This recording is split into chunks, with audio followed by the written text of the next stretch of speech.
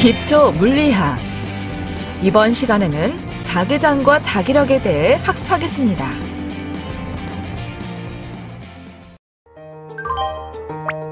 중국 문헌에 따르면 자기 현상은 이미 기원전 2000년경에 관찰되었습니다. 고대 그리스에서도 기원전 700년경에 전기와 자기 현상을 관찰했으며, 그리스 사람들은 천연 자철광에 철이 붙는 것을 보고 자기력에 관해 알았다고 합니다. 이러한 발견에서 유래된 전기와 자기 현상을 나타내는 단어들은 오늘날까지 전승되고 있는데요. 즉, 전기를 의미하는 일렉트릭이라는 단어는 호박을 뜻하는 그리스 단어 일렉트론에서 온 것이며, 자기 현상을 뜻하는 마그네틱이라는 단어는 자철광이 처음 발견된 그리스 지방의 이름 매그네시아에서 온 것입니다. 한편 19세기 초까지 과학자들은 전기와 자기 현상이 서로 관련된 것을 알지 못했습니다. 그러다가 1819년 웨르스테드는 나침반 바늘이 전류가 흐르는 회로 근처에서 움직이는 것을 발견했으며, 뿐만 아니라 패러데이와 헨리는 1831년 거의 동시에 자석 근처에서 도선을 움직이거나 또는 도선 근처에서 자석을 움직이면 도선에 전류가 생성된다는 것을 보여주었습니다. 그리고 맥스웰은 1873년 이러한 관측과 실험적 사실을 기초로 현재 우리가 알고 있는 전자기학 법칙을 만들어냈는데요. 그럼 지금부터 자기장과 자기력, 아울러 도선주의의 자기장에 대해 알아보겠습니다. 여러분 안녕하세요. 여러분과 함께 기초 물리학을 학습할 김대중입니다. 이번 시간의 학습 내용은 자기장과 자기력, 그리고 도선주의의 자기장입니다. 여러분은 이번 학습을 마치고 나면 자기장과 자기력에 대해 설명할 수 있고 도선주의의 자기장을 설명할 수 있게 될 것입니다. 그럼 지금부터 학습을 시작하도록 하겠습니다. 자기장과 자기력.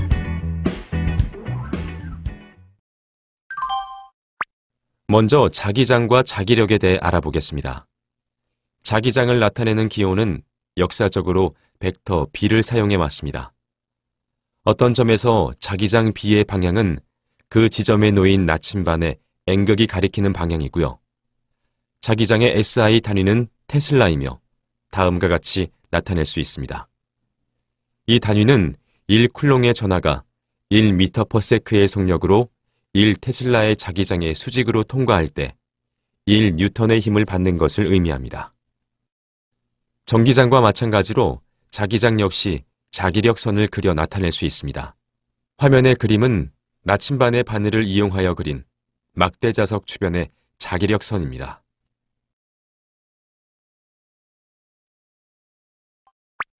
이번에는 공간의 어떤 점에서의 자기장 B를 적당한 시험 물체에 작용하는 자기력의 식을 이용해 자기장의 존재에 따른 자기력을 정의해보죠. 시험 물체는 속도 V로 운동하는 대전 입자로 하고 당분간 전하가 존재하는 영역에 전기장이나 중력장은 없다고 가정하겠습니다. 그럼 자기장 내에서 운동하는 여러 대전 입자의 운동에 대한 실험 결과는 다음과 같습니다. 첫째, 입자에 작용하는 자기력의 크기 FB는 전하 Q와 입자의 속력 V에 비례합니다. 둘째, 대전 입자가 자기장 B와 평행한 방향으로 운동할 때 입자에 작용하는 자기력은 0이고요. 셋째, 입자의 속도 벡터가 자기장과 각 세타를 이룰 때 자기력은 속도 V와 자기장 B 모두의 수직인 방향으로 작용합니다. 즉, 입자에 작용하는 자기력의 크기 FB는 속력 V와 자기장 B가 이루는 평면의 수직인 것입니다. 넷째, 양전하에 작용하는 자기력은 화면의 그림과 같이 똑같은 방향으로 운동하는 음전하에 작용하는 힘과 반대 방향이며, 마지막으로 입자의 속도 벡터가 자기장 B와 각도 세타를 이루면 운동하는 입자에 작용하는 자기력의 크기는 사인 세타에 비례합니다. 이 실험 결과로부터 자기력은 다음과 같은 형태로 쓸 수 있습니다.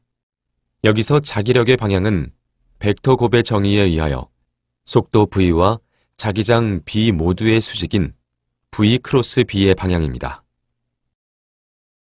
또 대전 입자에 작용하는 자기력의 크기는 다음과 같으며 여기서 세타는 속도 V와 자기장 B 사이의 각입니다.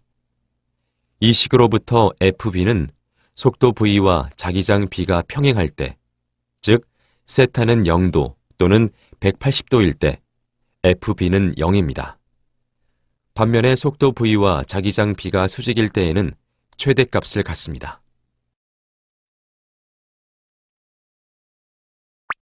참고로 전기력과 자기력 사이에는 주의해야 할 몇 가지 중요한 차이점이 있습니다.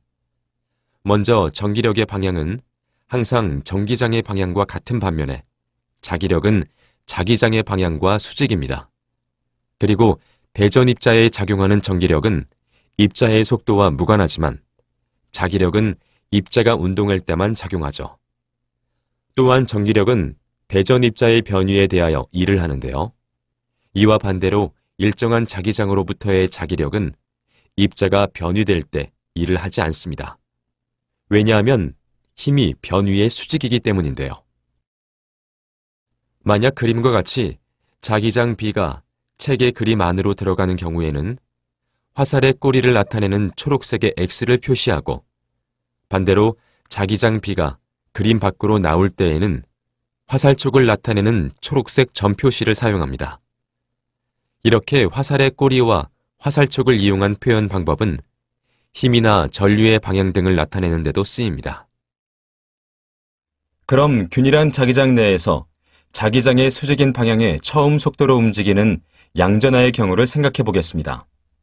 자기력 FB가 속도 V와 자기장 B의 수직이고 일정한 크기 QVB를 갖기 때문에 입자는 원운동을 하게 됩니다. 그러므로 자기력 FB는 구심력이고 이 힘은 속력을 일정하게 유지하면서 속도 V의 방향만을 변화시킵니다.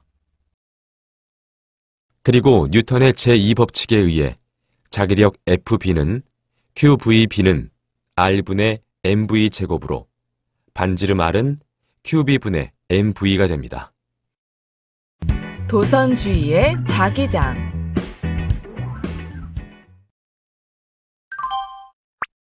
먼저 전류가 흐르는 도체에 작용하는 자기력에 대해 알아보겠습니다.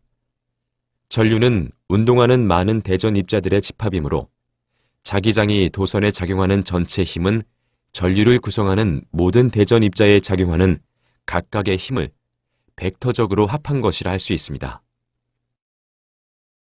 전류가 흐르는 도체에 작용하는 힘은 그림 A와 같이 도선을 자석의 양극 사이에 놓음으로써 실험해 볼 수 있습니다. 더 먼 쪽의 극만을 보여주고 있는 이 그림에서 자기장은 그림 면의 안으로 들어가는 방향이며 노란색 사각형 안에서만 존재합니다. 도선 내에 전류가 흐르지 않을 때는 도선은 그림 B와 같이 수직 상태를 유지합니다. 그리고 그림 C와 같이 전류가 위로 흐르면 도선은 왼쪽으로 밀려납니다. 반면에 그림 D와 같이 전류의 방향을 바꾸면 도선은 오른쪽으로 밀려나죠. 이때 도선에 작용하는 자기력 FB는 IL 크로스 B로 쓸 수 있고 여기서 벡터 L은 전류 I 방향으로의 길이 벡터를 의미하며 벡터 L의 크기는 시료의 길이 L과 같습니다. 참고로 이 식은 균일한 자기장 내에 있는 직선 도선에만 적용됩니다. 다음으로 긴 직선 도선 주위의 자기장을 보겠습니다. 긴 직선 도선에 전류가 흐르는 과정은 중요합니다. 이 그림은 전류가 흐르는 긴 직선 도선 주위에 자기장을 나타내는데요. 도선이 대칭이므로 자기력선은 도선을 중심으로 하는 동심원이고 도선의 수직인 면 위에 있습니다. 그리고 자기장 B의 크기는 반지름이 A인 원주상에서 일정하며 이때 자기장은 B는 2파이 A분의 뮤 제로 I인데요. 여기서 뮤 제로는 자기 투자율로서 다음과 같습니다. 한편 자기장 B의 방향을 결정하는 편리한 방법은 오른손 법칙을 이용하는 방법입니다. 즉 엄지손가락을 전류의 방향으로 향하게 하고 오른손으로 도선을 감아줍니다. 이때 내 손가락이 감아진 방향이 바로 자기장의 방향이죠. 이번에는 두 평행 도체 사이의 자기력에 대해 알아볼까요? 도체에 흐르는 전류는 주위에 자기장을 만들기 때문에 전류가 흐르는 두 도체는 서로 자기력을 작용하게 됩니다. 이러한 힘은 암페어와 쿨롱을 정의하는 근거로서 이용될 수 있습니다. 그럼 그림과 같이 거리 A만큼 떨어져서 같은 방향으로 각각 전류 I1과 I2가 흐르는 두 개의 긴 평행한 직선 도선을 생각해 봅시다. 한 도선에 의하여 형성된 자기장에 의하여 다른 도선에 작용하는 힘을 쉽게 결정할 수 있는데요.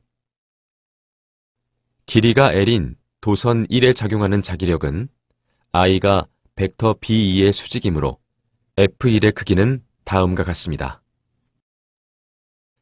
그리고 두 도선이 함께 놓여 있을 때 두 도선의 전류 방향이 같은 방향으로 전류가 흐르는 평행 도체는 서로 끌어당기고 반대 방향으로 전류가 흐르는 평행 도체는 서로 밀어냅니다. 여러분 혹시 앙페르의 법칙이라고 들어보셨나요? 자, 그림과 같이 여러 개의 나침반 바늘이 긴 수직 도선 근처에 수평면 위에 놓여 있다고 가정해 봅시다. 도선에 전류가 흐르지 않을 때는 그렇습니다. 예측한 대로 모든 바늘이 같은 방향, 즉 지구 자기장의 방향을 가리킵니다. 반면 도선에 강한 정상 전류가 흐르면 모든 바늘은 그림과 같이 원의 접선 방향으로 정렬됩니다.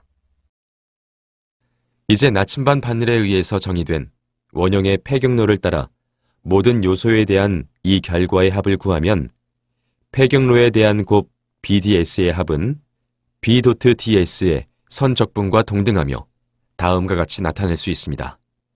여기서 선적분 DS는 2πr은 원의 둘레 길이를 뜻하는데요. 이 결과는 끊어지지 않는 회로에 흐르는 전류 주위에 있는 어떤 형태의 폐경로에 대해서도 적용되고 암페르의 법칙으로 알려져 있습니다.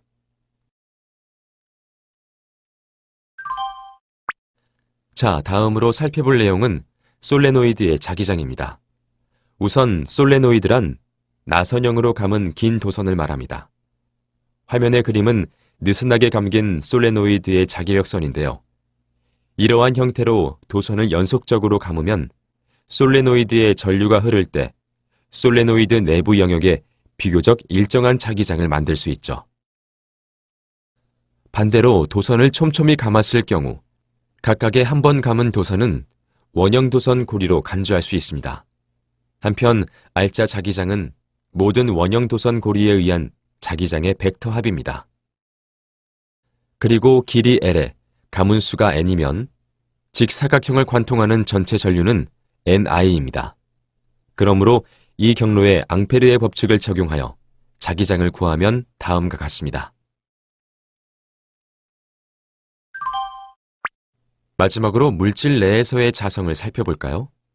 여러분, 혹시 모든 물질은 전자를 포함하는데 왜 대부분의 물질이 자석이 아닐까 하는 의문을 가져본 적 있으신가요?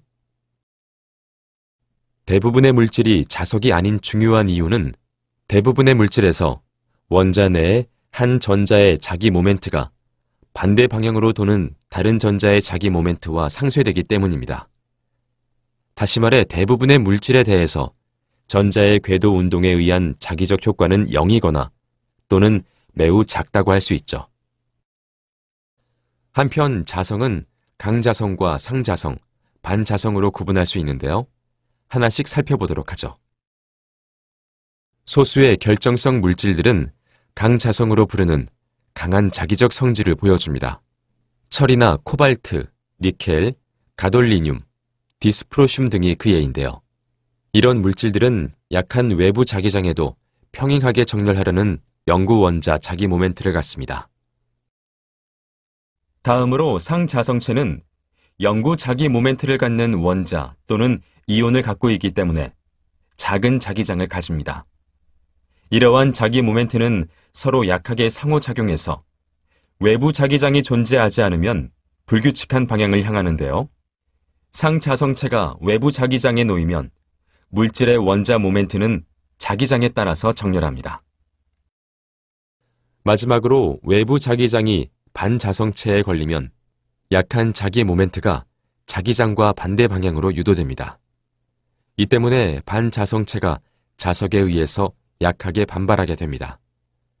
비록 반자성이 모든 물질에 존재한다 하더라도 그 효과는 상자성과 강자성에 비해서 매우 작고 강자성과 상자성과 같은 효과들이 존재하지 않을 때에만 분명하게 나타납니다. 지금까지 학습한 내용을 퀴즈를 통해 확인해 보겠습니다. 시작 버튼을 클릭하세요.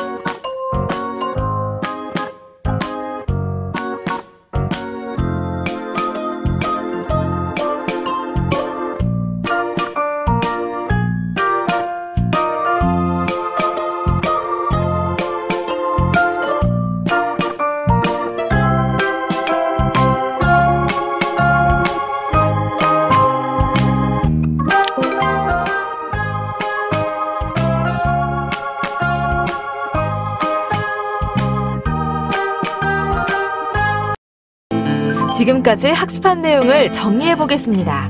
학습을 상기하면서 내용을 확인하세요.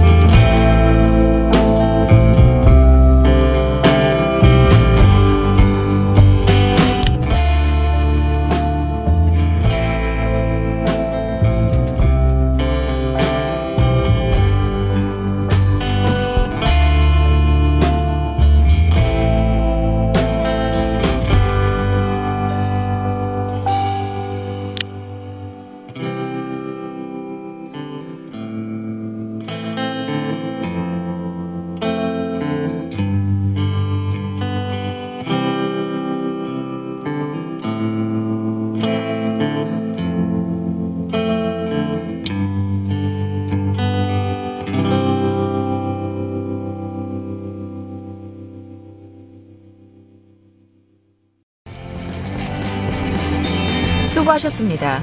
이것으로 자기장과 자기력에 대한 학습을 마치겠습니다.